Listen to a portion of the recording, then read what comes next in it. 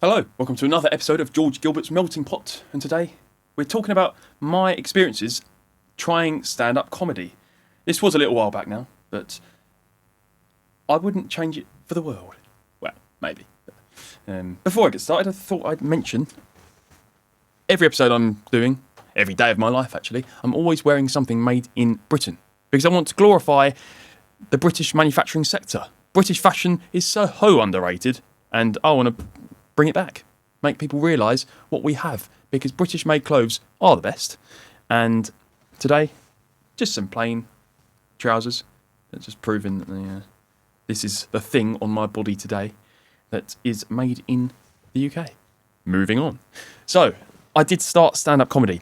Trouble is, I was on the acting hamster wheel for about 4.5 years in total. I think I've disconnected from it now, since going on to Big Brother.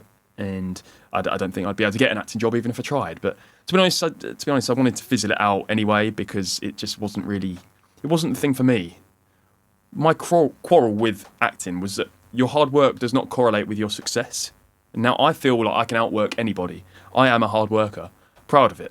Now I want to be rewarded for my hard work. If I'm in an industry like acting, where you only get picked if your face fits, and you're just sitting by the phone waiting for it to ring for your next job, there's only so much you can do to increase your chances, and then it gets to a point where you're just hoping, as I say, that the phone rings and some casting director likes the look of you.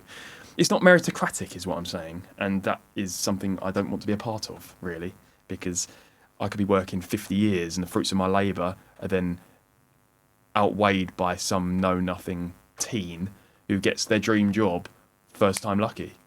I don't like that. So I wanted to increase my chances. I wanted to make something of my efforts and be able to influence my success ultimately. Now, at the time, I was also dabbling in a bit of extras work. As an extra, I appeared numerous times in shows by stand-up comedians. There was 2 shows of Ramesh Ranganathan alone that I did, for instance. One was called Avoidance, and one was with Catherine Ryan as well, another stand-up.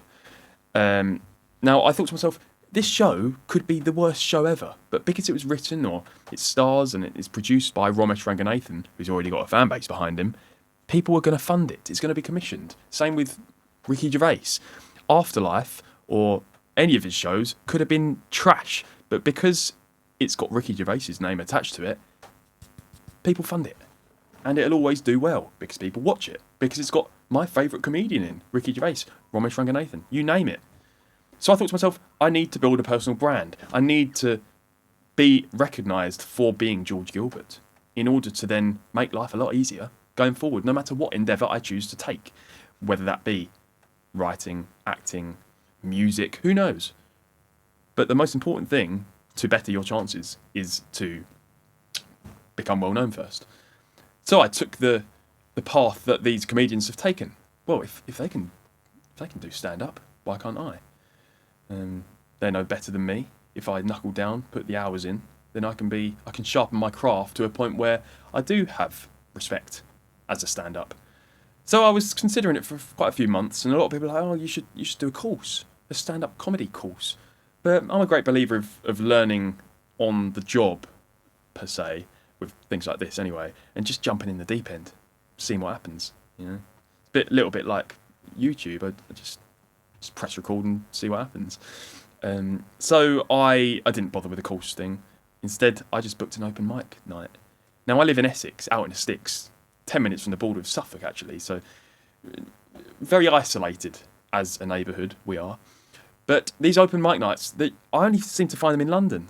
There's none in Essex that I know of. So that was the first hurdle I had to overcome. So there I was. I booked up the open mic slot, and then I was just rehearsing this 5-minute speech I'd made. I think I'm funny, basically. There is an air of arrogance to it, isn't there? Comedy. It's like, right, I'm going to go up on stage now, and I'm going to make you laugh because I'm really funny. Remember? Yeah. Half the time it's not. And that's just it. I think there's a gap in the market for funny people in comedy, as ironic as that sounds. I thought to myself, no one really... I could count on one hand the amount of stand-up comedians I actually laugh at. Like, actually laugh. You can chuckle or snigger, but actually laughing, very few can make me laugh. Why? Because comedy is dead in this country. That's the trouble. You can't say boo to a goose without offending someone, and I can tell you that firsthand. So, yeah, I wasn't impressed with the comedy scene, and I thought I could try and liven it up a little bit.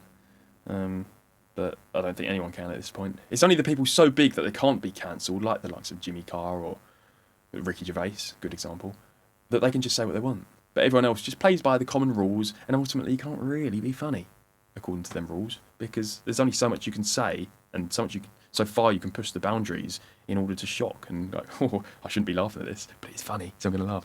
No one can say anything that shouldn't be able to make you laugh, because then you get cancelled. Oh, it's a sorry state of affairs. Anyway, I booked the 5 minutes at a place called Comedy Virgins in Stockwell, London. And what happens is you turn up, you've rehearsed your 5 minutes, like, yeah, I'm good to go. Know it off by heart. That all goes, don't worry. Your mind just goes blank, trust me. Nightmare. So, turned up at this pub. First you got to pay a tenner just for an open mic slot. And yes, they say, oh, you get it back at the bar. Don't really. I'm teetotal, so I don't really want it back at the bar. I want the money back. But I ended up buying crisps, and once they knew that I wasn't going to stay for drinks, I just wanted my money's worth of crisps back. Nice crisps, but they said that, £3.50 for a bag of crisps, just because they knew I was just going to keep taking crisps. That annoyed me, so that was the first niggle. Anyway, you've also got to bring a +1, so not only do you have to get yourself there on time and everything else, but you've got to make sure a friend who doesn't want to be there is with you. So you got to, sorry mate, would you mind coming and watch me mess up my 5-minute comedy sketch thing? So that's another thing. You got to get a +1. But also, because I live in Essex and it's in London, it's not like I can go after work. So because there's a lot of travelling involved, it takes about 2 hours at least to get to said venue. So now I've got to book a day off work. So not only is it costing me a tenner just for the slot that that you're bound to mess up, you are now losing the money from work, on lost work, you know. So it's a third thing. And then, just to put the cherry on the cake, if you're lucky enough to not cock up your 5 minutes, and you do remember what you'd rehearsed, everyone else is so nervous that they're not relaxed enough to enjoy your performance. And even if they are, you're still sharpening your craft. You're not actually very good at comedy. You're just up on the stage a bit like a deer in the headlights. Oh God, please laugh. So you can't relax, and then the audience feel that you're nervous, so they can't relax and enjoy it. And all of a sudden, you've messed it up. So you're paying money, getting a friend on board, losing work, traipsing down there late at night, and then you've got to stay and watch every single act because it's out of respect. Oh, you've got to stay the whole show, mate. Sorry, you can't go home after your 5 minutes. So you're doing all that, all to to stand up on stage so that you experience people not laughing at stuff you thought was really funny when you wrote it down. It just chips away at your ego. Not that I've got a massive ego, but like, you know, chips away at your self-confidence. I need to get into Scientology if I'm going to be confident again. Anyway, so I booked the 5 minutes anyway, and rolled with a punch, got on with it. First night, it started going all right. As I say, I don't tend to be a shy person, but I was getting out what I'd rehearsed. But then I seemed to be getting laughs where I wasn't expecting it, but I wasn't getting laughs where I was expecting it. And when they weren't laughing after I said what I thought was a really funny joke, maybe it was a tone I'd messed up or timing, who knows.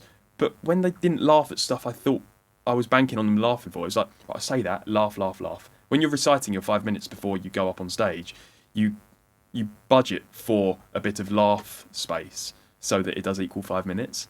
So when they don't laugh, it's like, oh God, I'm gonna be less than 5 minutes now because I've just skipped that bit where they're laughing because they're not laughing. So then you're up there and your mind goes blank. You're like, oh God, I need to make them laugh to fill that time. And all of a sudden you forget what you've rehearsed and you just try and make them laugh with crappy jokes, like Christmas cracker style jokes that come to the top of your head. Like, oh, I'm not good at public squeaking. I pronunciate my worms. Is that two Ronnies or something? So yeah, I just ended up I ended up talking about stuff that I hadn't rehearsed, and it just went to pot, quite frankly. And then, yeah, like, as I say, you then got to rejoin the crowd and clap at every single act, even if they're rubbish, which they all normally are. and then you've got to fake laugh to make them feel better and give them a bit of confidence that they're doing good, even though they're not. So it's not an appealing situation. But fortunately for me, I probably would have knocked it on the head there and then. But I already had another 5 minutes booked at the same venue a couple of weeks later. So there I was, a couple of weeks later, brought a mate that I'd met on the circuit, because I went to one of his events as a +1, so now I've got him to come to mine. We go down there, and I'm feeling a bit nervous because last time it nosedived after about a minute because I'd forgotten what I'd recited. But this time, I thought, screw it. Regardless of the crowd's reaction, whether they laugh or not, I'm going to say what I have written down in my 5 minutes and that I know of by heart. Because even though I did learn it all last time, your mind just goes blank as soon as you go up on stage. It's all very normal. If you've ever done anything on stage, you probably know what I'm talking about. But yeah, your mind just goes blank. So I thought, regardless of their reaction, I'm going to focus on myself, look at a spot on the wall and just get it all out, see what comes of it. And so I did. And I hold my hands up. I did forget about 1 or 2 minutes of what I'd rehearsed. So it was only 3 or 4 in total, as opposed to the 5 minutes you're allowed. But of what I did remember to say, it actually got a very good reception. And I ended up, of the 12 acts at the end of the night, the crowd goes wild for the acts they thought did the best. And of the 12 acts there, I came second out of 12. So I was very happy with that. And I thought to myself, if I pursue this with a bit of oomph, then I can make something of it. But I also thought to myself, it is asking a lot. I have the utmost respect for any stand-up comedian for this reason, for the dragging along a +1, for putting money behind the bar or paying for your 5 minutes, for traipsing down to London on an evening where this is the last thing you want to do. You're knackered from work and then you've got to get your stuff, go to London, get so nervous you just want the ground to swallow you up. It takes a lot of courage, and I think it maketh man. It really does toughen you up. It coarsens you to the rough and tumble of being up on stage and being so vulnerable. I think it is Jimmy Carr that says, you're the only one in the room facing the wrong way. So you're singled out, and if you want to be courageous, doing what you perceive to be the most frightful thing you can imagine, like stand-up comedy, that's most people's worst fear, getting up on stage trying to make them laugh. And that's partly why I wanted to do it. I just wanted to step out of my comfort zone. Because if you're so comfortable all the time, you don't grow. Growth only comes when you're trying something new, something scary. If you're not pushing yourself out of your comfort zone, you won't grow. You'll stagnate. You've always got to push yourself and do things you're very scared of doing. That could be jumping out of a plane, skydiving. It could be going travelling. I don't really see that as a challenging thing to do, but some people do.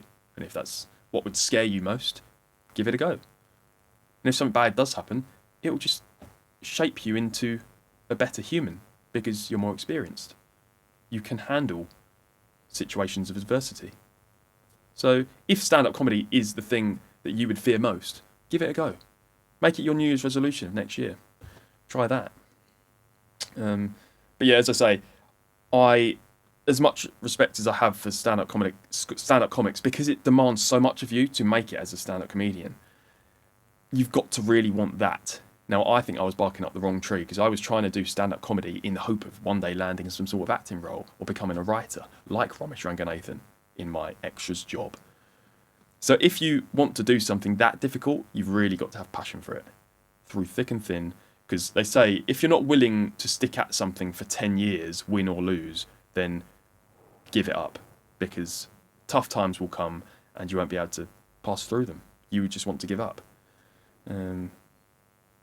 So yeah, I haven't. That was a year or so ago now when I last did the stand up, but I've not returned to it since. Never say never. Would I return to it? Maybe, but I don't plan to. As I say, it's not what I've got passion for right now. And do I want to stand up on stage as a nervous wreck again? Don't really fancy it, to be honest with you. But who knows what the future holds? Anyway, I am now going to move on to the Q&A bit, because some of you have sent your questions in, and you can send your questions. I'll be doing a post on maybe YouTube as a post, maybe X as a tweet, or an Instagram story where I'm asking you to send in questions for me to answer, because I'm such a wise old owl and everyone wants to know my verdict on this or that. So here we go. Would you be interested in getting into politics after you built a big following? I'd vote for you. Dub St George, Random Bert on YouTube. Would I get into politics? politics is so toxic. I've always felt I want to achieve my creative ambitions before going into something like politics. Because if you're into politics, certainly if you're on the right of politics, then you are doomed. You can't do politics and then do something creative, like acting, for example, because people just won't touch you with a barge pole, as I would find out if I was still pursuing that now. But because of the way I'm now perceived after going on to Big Brother, you know, the videos of me that went viral were the discussions about immigration or national identity. These are very heavy subjects that are divisive, and not everyone likes my point of view with that regard. Fair enough, each his own. But I think it's now too late for me to move on to something creative because I'm too well known for my villainous perspective on certain issues. Which is a shame, because it means, as I say, I don't think you can go from politics to something creative, but you can go from something creative to politics. But now, because I'm known for certain political views, I can't touch anything creative, really. I can't become a singer or a writer of TV or an actor or something like that. But maybe everything happens for a reason. Que sera, sera. I'll just have to take life as it comes. So will I get into politics? I think it's written in the stars, to be honest. I do see myself doing something along those lines soon. But I think it's important to exert our influence as the conservative movement, conservative small c. Because if you think about it, there's a common misconception that the internet or the World Wide Web and social media came up about the same time. But that's not true. World Wide Web was founded by Sir Tim Berners-Lee in 1989. Many social medias that we use today, like Instagram, that was founded in 2012. What about TikTok, 2016? Now let's take 2012 as our yardstick. Since then, I feel the Western world has got far more populist, and it's moving ever increasingly to the right, politically speaking. Why is that? Is it a case of independent media and platforms like maybe YouTube or Instagram and TikTok? They're taking hold more and more to everyday people like you or I, and it's opening our eyes onto the new perspective, onto the truth. And that's why populist movements are on the rise all around Europe and America. I mean, since 2012, what was the first US presidential election? Well, it was Donald Trump. He won. Of the same year, we had Brexit. And then Trump has since been elected again. We're seeing populist right-wing parties on the rise. There's Marine Le Pen, there's of France, there's the AfD of Germany, there's Reform here in the UK. Is there a correlation between the rise of social media and independent news outlets, like X as well, and the rise of populism? I think so. So as a conservative movement, we need to engage and utilise these platforms to the best of our ability in order to spread the truth, spread messages that ultimately do help our cause. With mainstream medias, they're so left-wing, people aren't trusting them. And I think it's because people are so sick of the lies that are being purported by mainstream news outlets that we're turning to independent media more and more, and that's doing conservatism wonders, worlds of good. So I want to start making content more to try and fight the good fight, if you like. And if that sprouts into something political soon, we'll have to wait and see. 2029 is around the corner, when the next general election is, in theory. Will I run for something like that? I don't plan to at the moment. But you know what life is like. You don't crack an oyster. I've messed this up. Life is an oyster, but you don't crack it open on a mattress. It's a Martha Miller quote. Very true, though. Got to go out there and try new things. Dip your toe in the water. Always learn. Always stay curious. Inquisitive is a good life omen. Right. What are 2 books you would recommend to a stranger? Nathan Solomon on Instagram. Nathan Solomon. I'm sure I know that name. You famous or something? 2 books I'd recommend to a stranger. Well, I would like to get to know this stranger to best advise them. Not that I'm some life coach, but I try. So Nathan, if I could someday get to know you, maybe I can advise you the right books for you. I'd love to get to know you. I'm sure you're a great guy. But 2 books. My favourite autobiography is Michael Caine's What's It All About. Michael Caine, I like him as an actor, but I respect him more just as a man. It's a proper rags to riches story. He tells all his humorous anecdotes and insights from his well-lived life. If anyone has risen from the bottom to the top, a Hollywood icon from an evacuee during the war, what a life. Hear about his stories in, I think it's Korea, on national service. His mother had another son. That's bizarre. He's got some cracking stories to tell. That's my favourite autobiography. But a close second would be Ray Kroc's Grinding It Out. Now, Ray Kroc is the man that made McDonald's into what it is today, and he only got involved in McDonald's at age 52. Most people think, 52? Oh, they're too old to get into business, or they're too knackered to change the world. They're over the hill. Not true. 50 is the new 40. But back then, in the 60s, when he was getting stuck into the nitty-gritty of the fast food empire, I've got a lot of respect for him. A struggling salesman who then changed the world of catering through grit and persistence. Again, he's got many stories to tell. There's a bloody great book. Such a great book that they made a film about it. It's called The Founder. It's more about just the McDonald's story, though. And he's got a lot more to him than just the McDonald's story. So Grinding It Out by Ray Kroc is another one. As you can tell, I'm a non-fiction man myself. I don't tend to read in fiction books. Not my thing. It's just entertainment. If I want to be entertained, I might as well watch a film or a TV show. It's a lot easier, a lot quicker. And you can't beat a good book, but I want to learn something if I'm reading. If I'm taking the time out to read for 10 hours, just one book, then I want to come off having learnt something, feeling more wise, more well-rounded. And non-fiction is the place to do that. So self-help books or autobiographies. Autobiographies are people that you want to aspire to be like. You're like, oh, they've lived a good life. Maybe they can teach me a thing or two. Read their book then. Listen to their story. Learn the ropes through the eyes of them. So I love an autobiography. Or biographies in general. Read Elon Musk's biography by Walter Isaacson earlier this year. Great book. Very heavy. Very thick. It's a long read, but again, he's a great man. So I don't think he's going to have the time to write his own book just yet. And what a biographer Mr. Isaacson is. So, yeah. What's It All About by Michael Caine and Grinding It Out by Ray Kroc. Two books that contain the word out. Anyway, to go out with a bang, let's do another question. How are the two garages in London by Jamie Tube UK on YouTube? Two garages in London. Well, as some of you know, I own two garages that I rent out, as I said on Big Brother. And yeah, they're doing good. Thank you, Jamie. They've proved a lifeline in this time because it's still a bit of income that is passive. Of course, you need to keep an eye on it, and there's certain things that come up. But yeah, I'd encourage anyone to get in the garage game because even though you do need a lot of capital to buy one to then rent out. I've now got it forever, and it's only going to accrue in value, in theory, because they are by London tube stations. So yeah, they're good as gold, actually. Thank you for asking. And but I do want to diversify. I've been more in tune with investing recently because I was getting raped on inflation with the savings I'd saved over the years.